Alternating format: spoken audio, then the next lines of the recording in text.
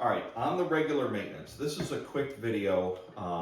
This didn't used to be a thing when I first started doing this job, and now it's become, a couple of years ago we had 1 or 2 cases, and now it's become a regular issue. I've had 6 this winter.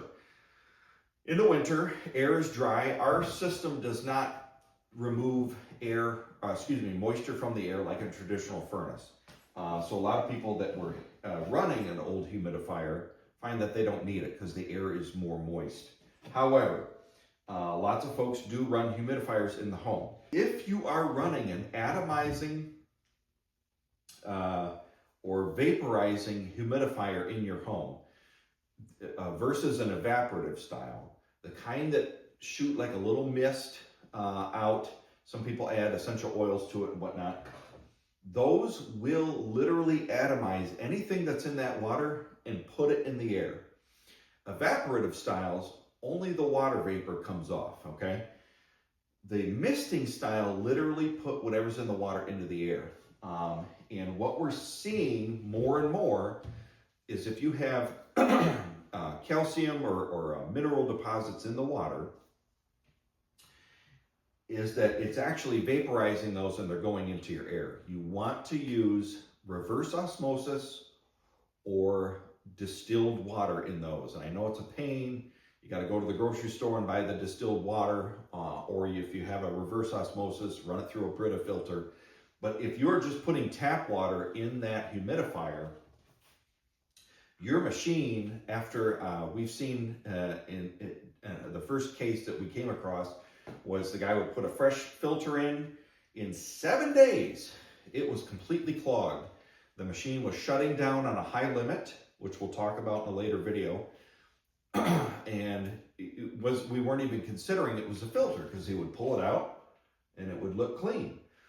What those humidifiers are putting into the air is a fine white powder, and I mean fine. You're breathing it. It's all over everything in your home. If you walk around the home, you might run a finger on something and you get that fine white powder. It doesn't look like dust. It's like clean dust. But that will clog the bejesus out of this filter. It looks clean because this is a white cloth and the fine white powder is completely, it matches the color of the filter. So it looks clean and you're like, it's a clean filter. You put it back in, the machine chokes to death and shuts down. Almost no air is getting through. We had recently, even this year, we had a woman who was running 3 atomizing misters, 1 in each of her kids' bedroom.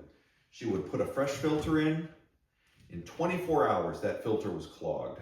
And we could watch it on her logger. The air deltas just kept going up and up and up and up and up and up. The return air temperatures were staying the same. That's insider baseball we'll talk about later. But if you are running a misting air humidifier, you need to run clarified water through it. Otherwise, you're going to have a clogging issue. And you might say, well, Greg, I never had that issue on my old furnace. Possibly, you might have, but old furnaces are much more forgiving when it comes to airflow. As the airflow slows down, the temperature of the air just goes up. Same thing happens with ours, but geothermal is very sensitive to differences in flow. They need a constant flow of water and they need a constant flow of air to balance out the exchangers. So that's a quick note on these. It's becoming more and more of an issue. One other quick note is,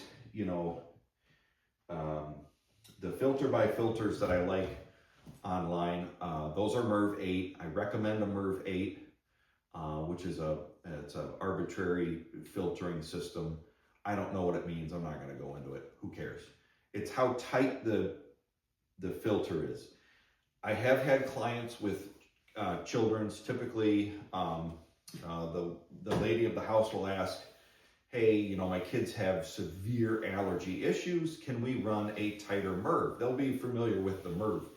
And they'll say, can we run a MERV 11 or even like a MERV 13? I think those are numbers. And I'll say, sure. But typically those filters will clog up much quicker. We're not talking about the misting air humidifier scenario. We're just talking about filtering air in your home. Maybe you got dogs, maybe you live in the country, you're on a dirt road, doesn't matter. The tighter the filter, the more often you're gonna have to replace it.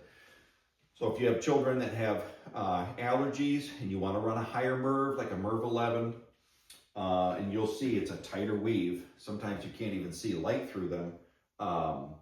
If you're gonna run those, just know that you're gonna spend more money on the filters, which is fine, and you're gonna be changing them much more often. You know, we're every 3 to 6 months on our filters. Those are probably gonna be every month that the machine is running. Cooling and heating seasons, shoulder seasons, spring and fall aren't that much. So anyway, that's a note on filters specifically.